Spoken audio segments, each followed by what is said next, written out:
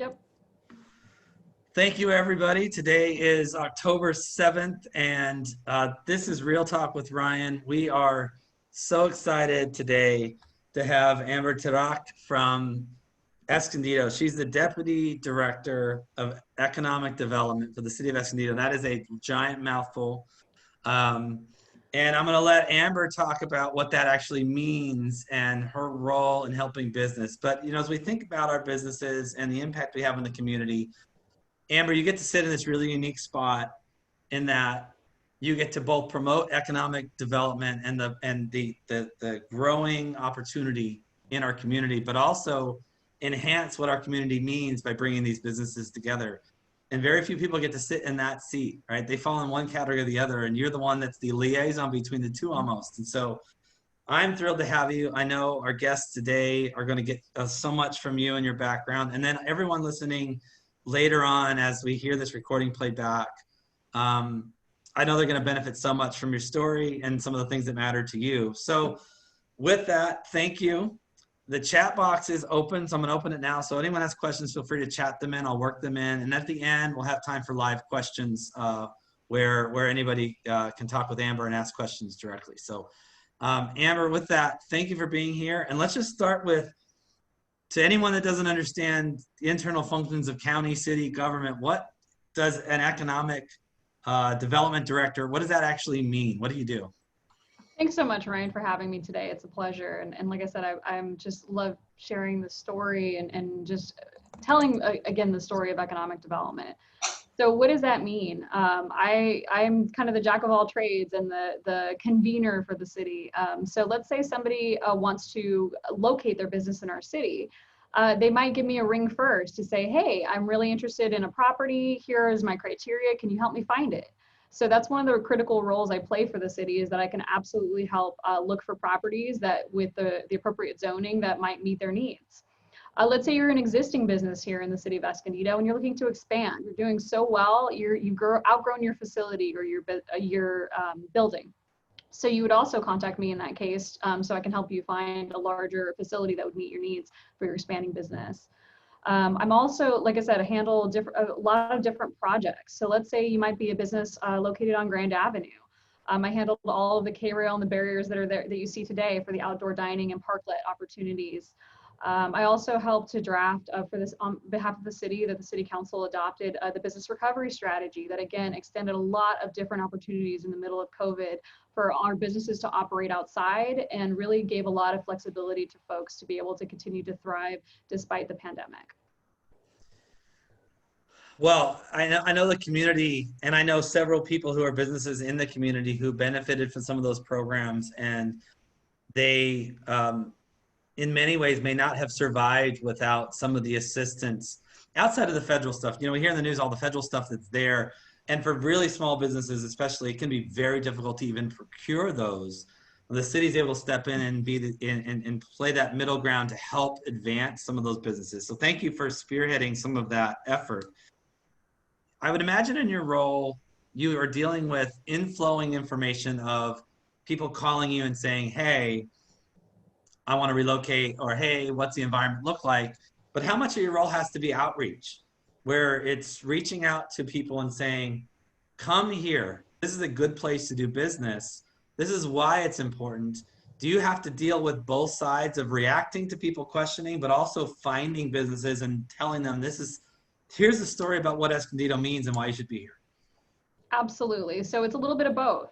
We absolutely, help the businesses that come to me, but I also am out there looking for businesses that might strategically be good for a certain location in town, or let's say we have a vacant building and it seems like, this type of business might really thrive in that particular area in the community. I absolutely do the outreach to help, get those any vacancies filled. And again, we also do a lot of different other kinds of outreach. We have an economic development newsletter that we send monthly that we'd encourage everyone to subscribe to. That newsletter has a ton of resources, whether they're local city resources or broader than that. And again, we're helping to spread the word on all kinds of outreach for the community, whether, again, it's COVID prevention measures, it could be other types of city programs and things that are coming out. We definitely want to make sure our business community is very tied into all of that outreach. Love it. This is Real Talk with Ryan. We're here with Amber Tarrac from the City of Escondido as a Deputy Director of Economic Development. We're going to start. I'd like to hear a little bit about your background, but I want to start with like your current environment, and we'll get into some barriers with the job in a little while. But you started in February, right? You jump into this new role, and you have this outline of here's the stuff I want to get done. And in March, take everything you've just done, crumple it all up, throw in the trash, and you have an entirely new environment, a totally different job, a totally different set of rules, circumstances you can't control, businesses failing, dying, struggling, and that's not what you signed up for, but it's the state of the condition. It's two questions. You can really take it wherever you want. How do you deal with that kind of, wow, everything's just changed for me. I gotta wrap my arms around that. And two, you've now become an economic first responder to help all these businesses who don't have an answer and can't get one from any normal channel. How was that experience for you so early on in that transition? Ryan, it's so funny that you put it that way. That's what it felt like. I had some ideas on things I'd like to do, in my new role. And sure enough, I just threw them all out the window because COVID really changed, the lay of the land. One of my guiding principles and my core values is adaptability and flexibility. And so that I absolutely drew upon during this really challenging time. And just, rolled with it, and I realized like every single day the public health order was changing or something was changing, we'd have a state press conference or a county press conference, and then everything would change.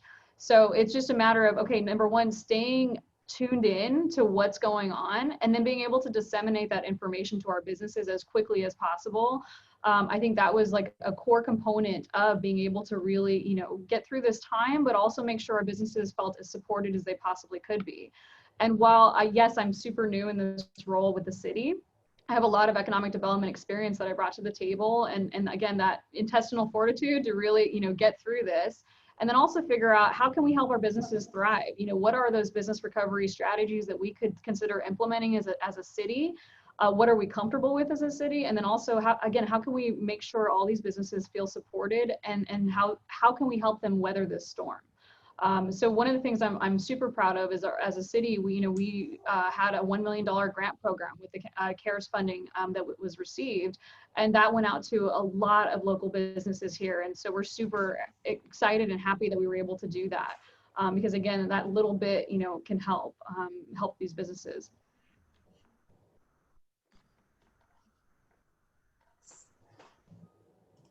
Sorry about that. My camera went crazy for a second.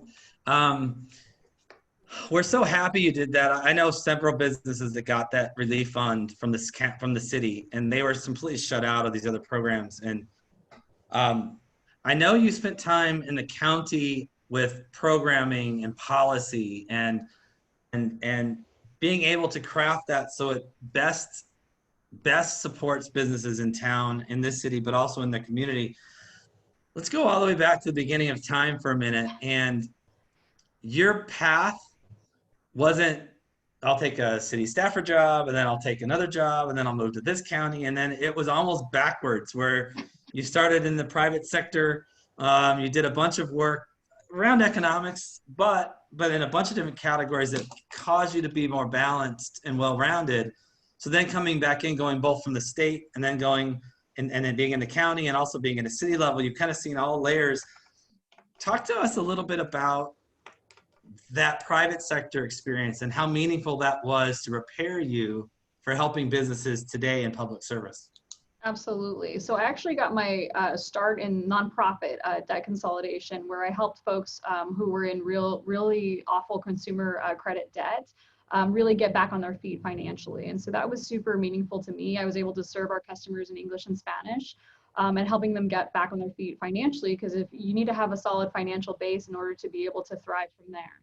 And then I actually worked for a startup company. I was super happy to get this gig as a study abroad company, where I was, handling international study abroad programs. So I was able to support the college student community as well as their parents, and then also interacting with providers and vendors all over the world. I feel like the international travel and study abroad experience is so crucial to folks. Again, It gives you a depth and a diversity of experience and understanding other cultures and understanding how other folks live around the world. It gives you a different perspective, and it helps you come back and be a more well-rounded person in this role that I currently have. I have a distinct, cultural awareness that I can absolutely apply every single day with all the customers I serve. I like that. The cultural awareness is, without some of that experience that you've given to people through that study abroad program and your experiences, it would be difficult to be able to relate and bring that well-rounded diversity into our community. How different, because you've had a state job, you've had a county job, you have a city job. What's the size or the scale of the department that you have both at the city, but how different are the resources at the city level versus the county and the state? So as you think about how you got things done, how different are those three agencies? That's such a great question, Ryan. And so let me start with the state. So while the state is a huge entity, I actually worked at the San Diego regional office. So I was kind of in a little nook of the state. And in fact, the department I worked for was actually quite small. So it was about 120 people throughout the entire state. So it was actually a very tight-knit group, despite us being kind of spread throughout the state at our different regional offices. And so that was very interesting because there were very few resources to kind of lean on and work with. So you, again, had to be kind of a jack of all trades to help support all the different teams and divisions, and then also communicate effectively using technology, right? Because we were doing a lot of virtual calls. We were doing a lot of, telecommuting and those sorts of things in order to be the most effective we could be with the few resources we had. So it was a very interesting experience. At the county level, there's a lot more resources. You have a lot more funding, you have a lot more staff.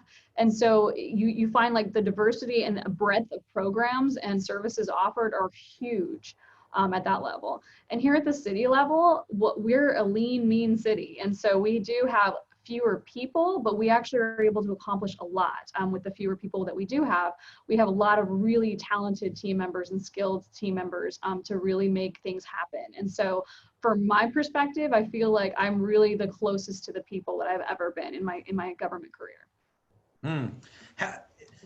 I don't know how the city of Escondido functions, but do people jump from department to department and do multiple things in the different categories, or are they very centered on, oh, I have my team of 3 and all they do is support me and with these programs, and then they've got their team and things happen a little siloed? Or is it a little more collaborative? Everything is cross-functional, Ryan. It's amazing. Okay. It's amazing to see everybody jump in, and everyone has very different skill sets and backgrounds that really we come together with very diverse perspectives and opinions. And when we really like brainstorm things and really get things done, no one's really siloed in their spot.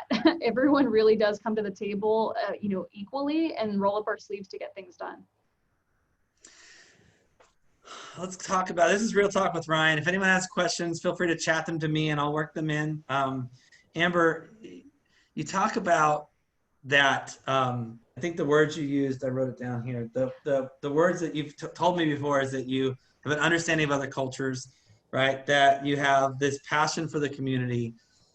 And as you think about some of those experiences that you had that balanced you, and that vision of how other cultures live, how has that impacted you and your perspective on what business needs to be and the community needs to function?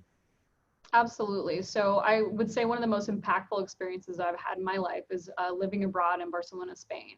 My grandfather was actually from Barcelona and was a sculptor there as well as in Mexico City.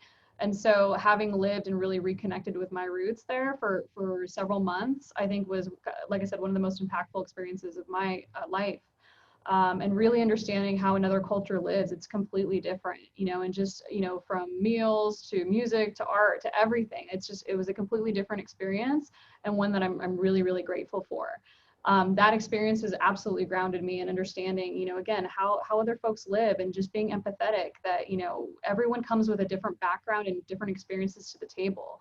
So a business owner that might be calling me, again, has a lot of different experiences that and maybe even thoughts about government.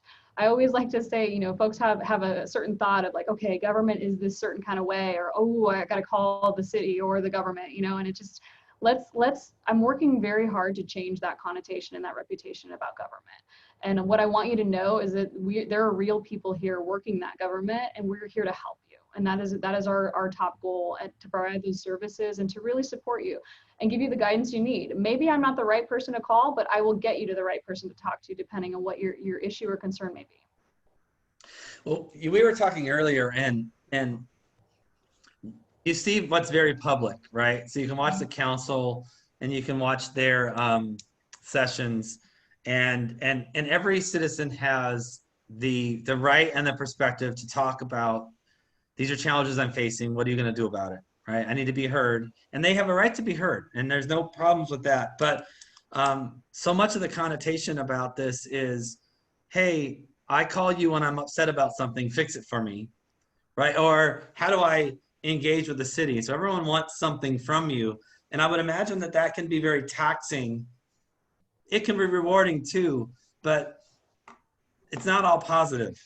And so you've got to filter and work through both letting people be heard and trying to help them do something about it, but also the outreach piece of elevating the community. How do you balance those two to stay focused on why you exist and what the city wants to do to improve the community and the businesses that are here? I think, like I said, every day is very different. So some days I get less of those calls than others, and on those days I can really focus on kind of the broader strategic goals for economic development for the city. But like I said, my role here is really to be that person to help listen to somebody. You know, whatever they need help with, you know, I hear them out, and I'm usually able to walk them through, how can I support you to help yourself on this one, or how can I guide you through the process? That's one of my other things, is I like to help facilitate, like, if let's say someone needs some assistance in the planning process or building process, I can help usher them through that, and make sure the process goes very smoothly for them. That's what I really enjoy, is to see, you know, I work very closely with the other city team members and make sure that, you know, the needs of our community are met through the various processes that we have, and you know, we're all here to support. Anytime you're dealing with government, you know, looking at red tape, right? You know, your mind goes to just tape all over and bureaucracy and piles of paper that you have to get through just so that you can, you know, put a sign on your door or something like that. And I know that that perception has a grounding in some sense of reality, because there is paperwork, yes, but generally it's far worse at the perception standpoint than what actually exists.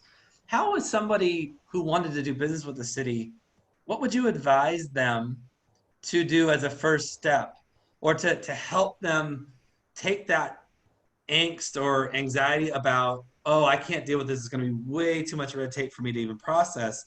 What would you say to that person, and what would they do as a first step to engage and identify if it's a solution for them?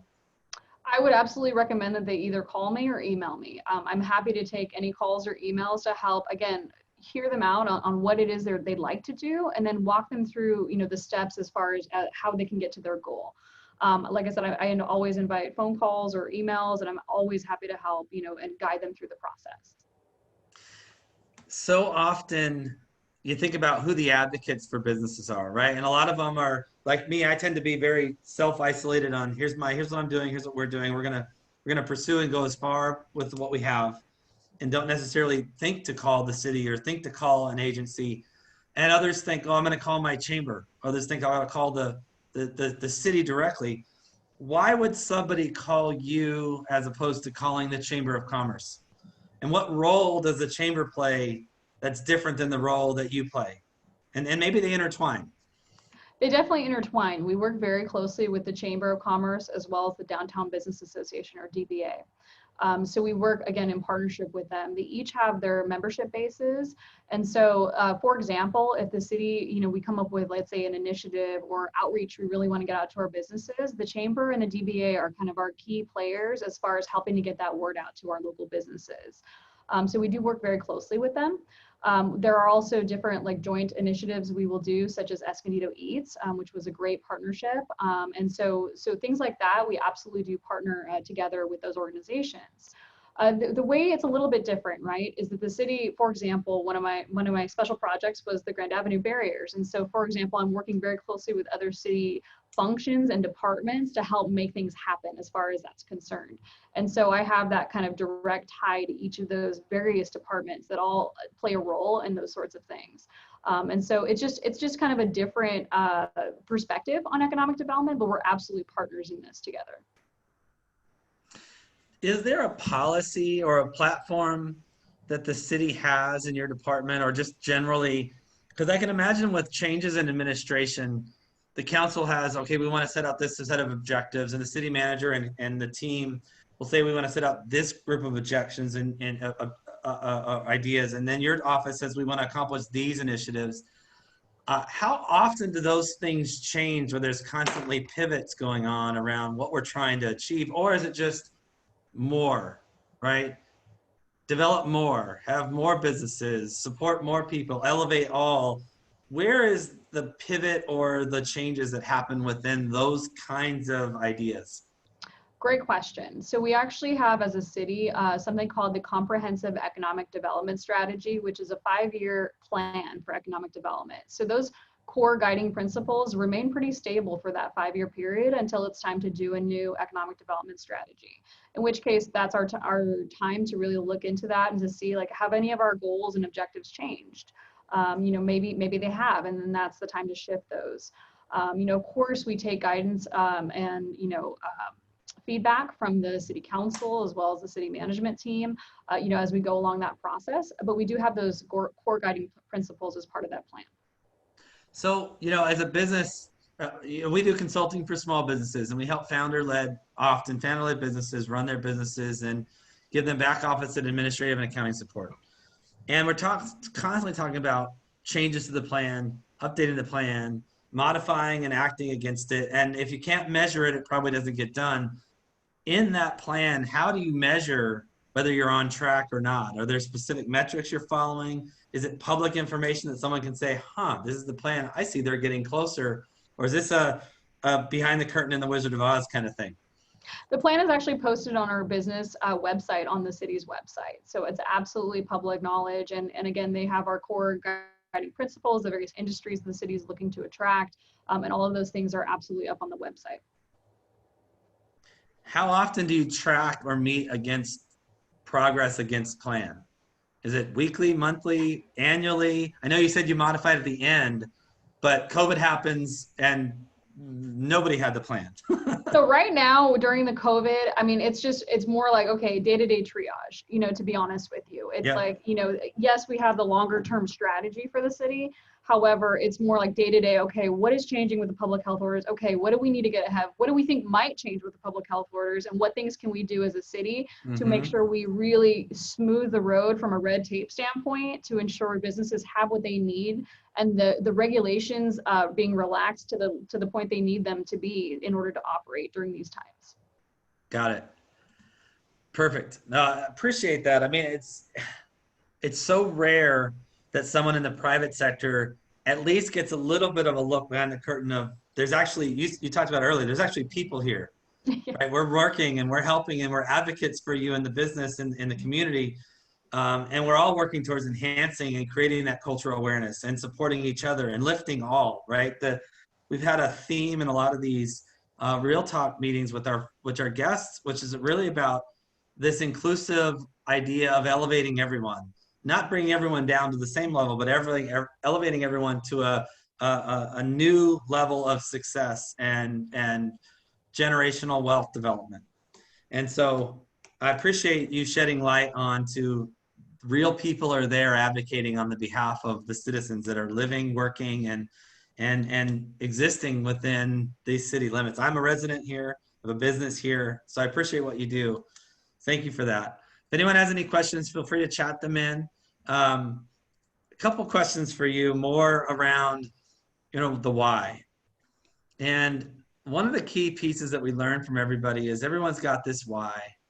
And Larry, who's on this call, likes to always prompt me on the why.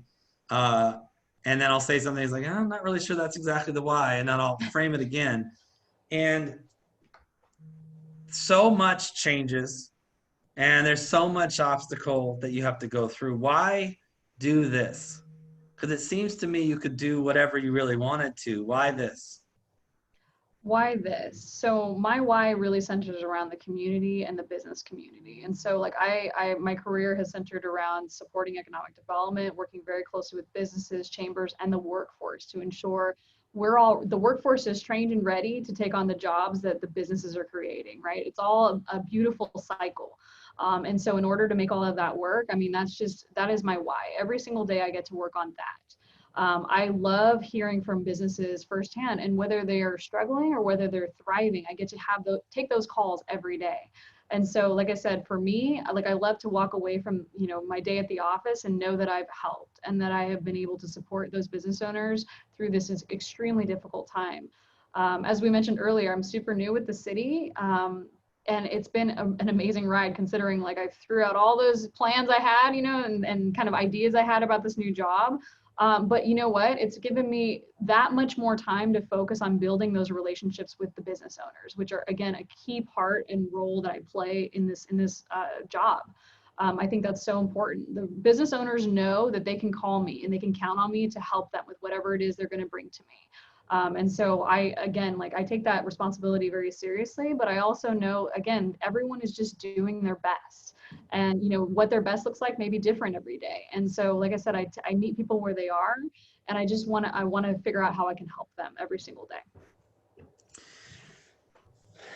Very few people, well, maybe not very few, but few people have private and public sector experience where there's all in one bucket, all in the other bucket, and a lot of times they don't cross.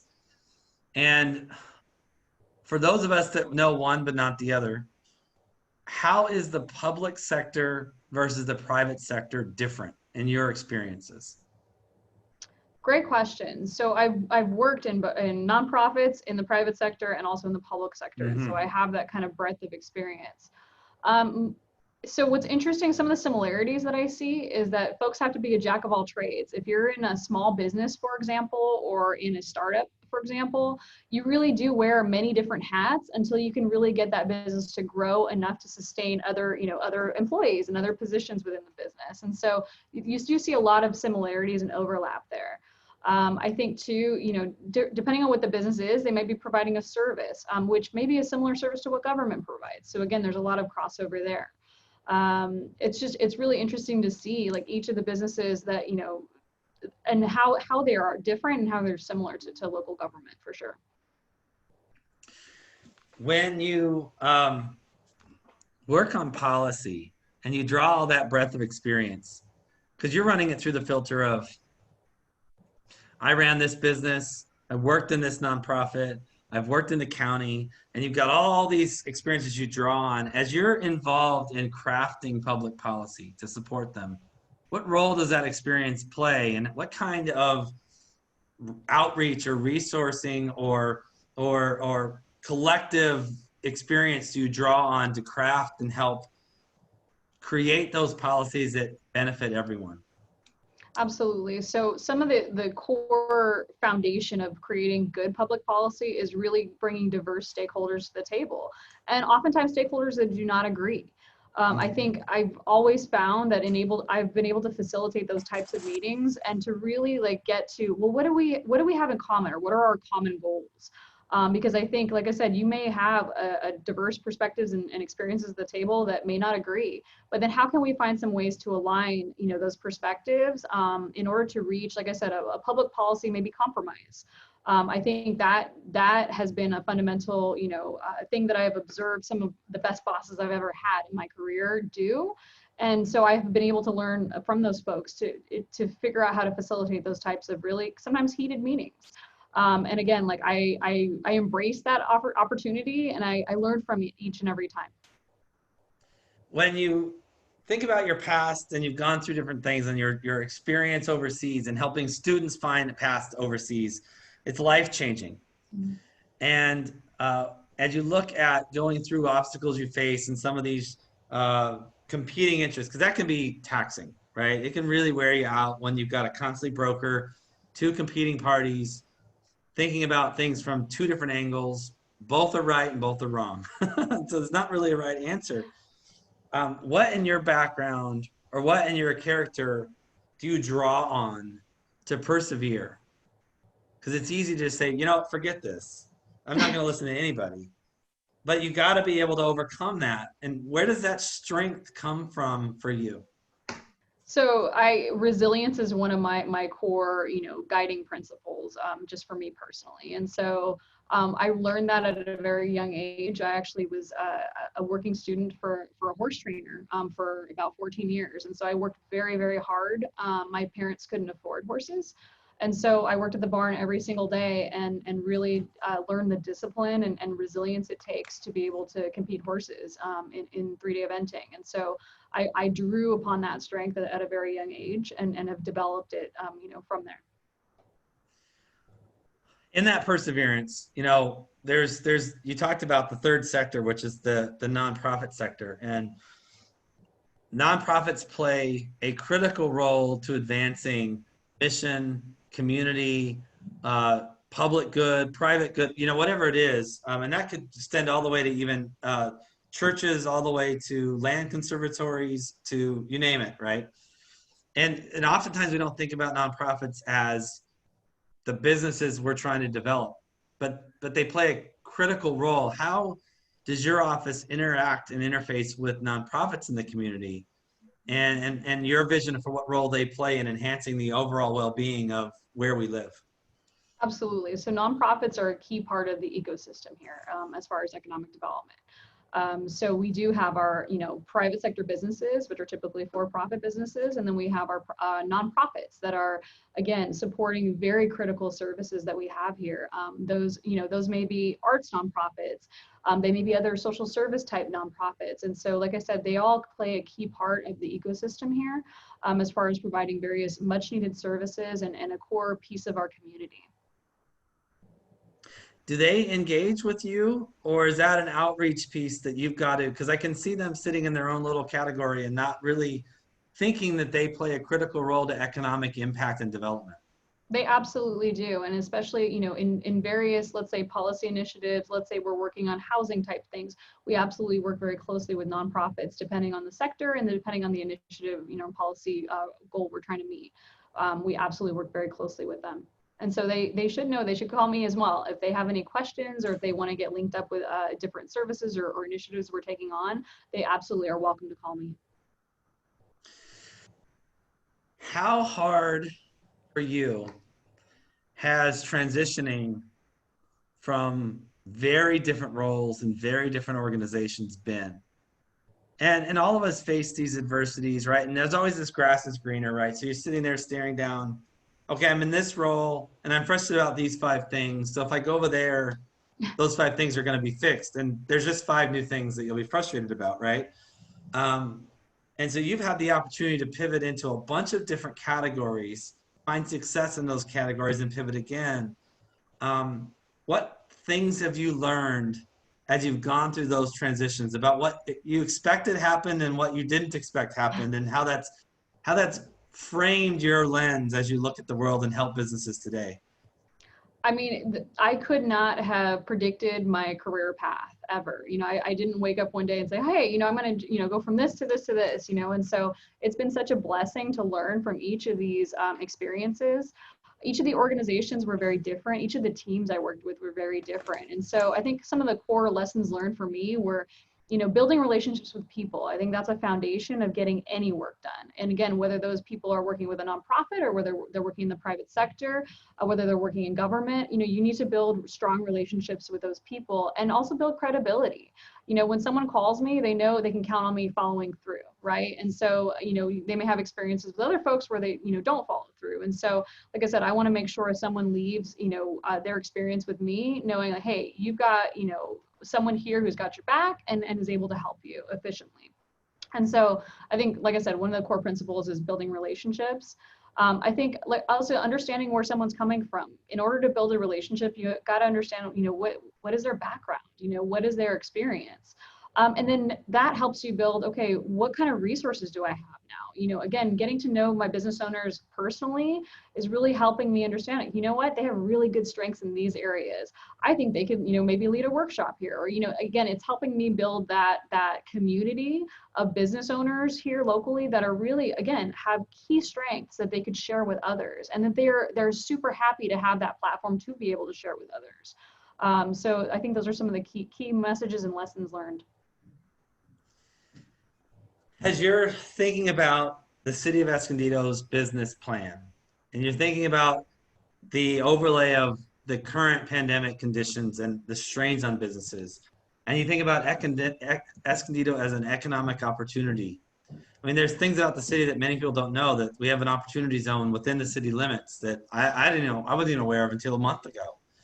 And there's a reason why people should come. There's a reason why businesses should exist. If you're the central point to present why come, what do you tell businesses why come? Absolutely. So I would start with, this is a safe, clean, and efficiently run city. Number one, this is where you would want to put down your roots as a business owner or as a resident.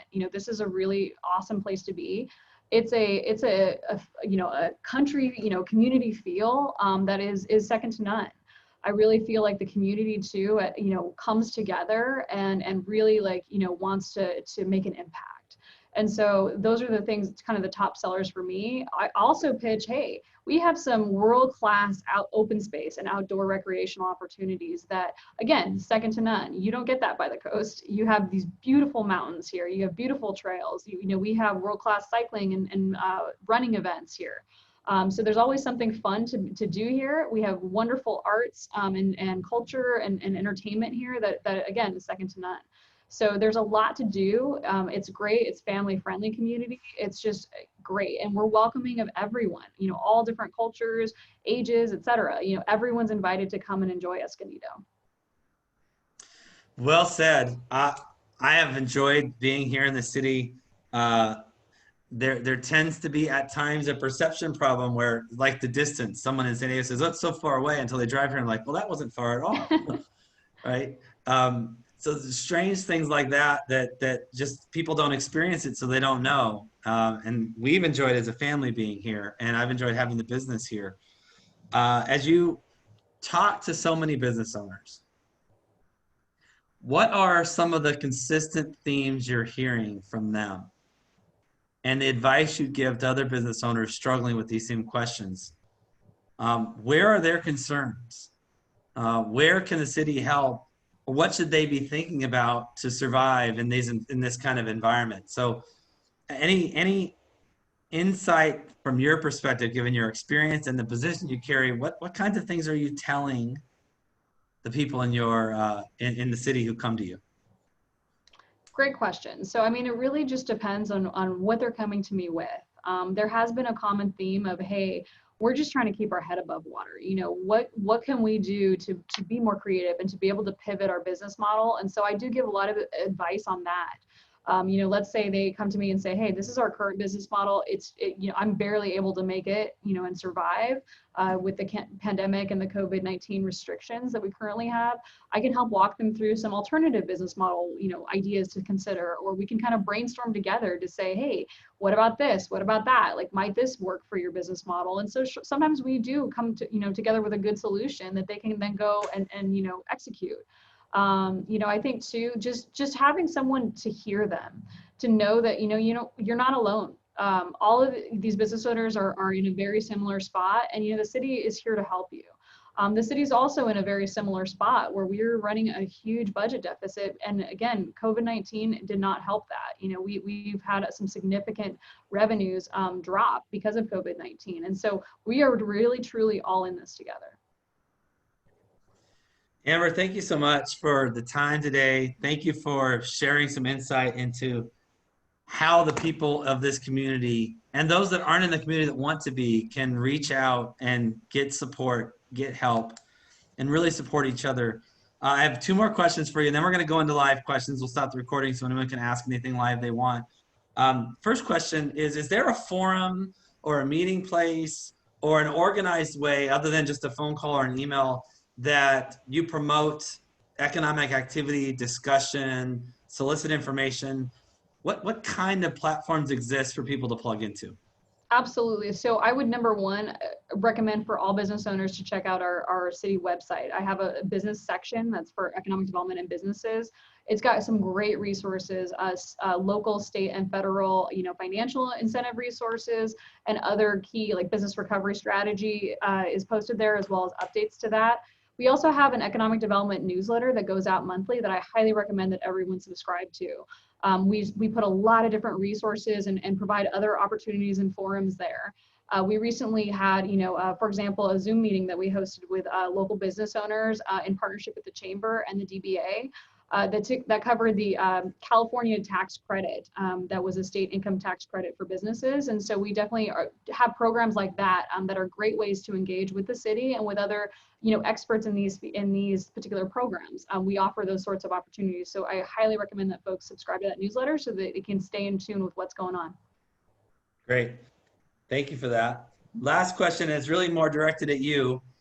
If you would lay out and draw up your personal plan for the department and for what Escondido and business at Escondido to be, what's next for you and what you want to achieve in your role today?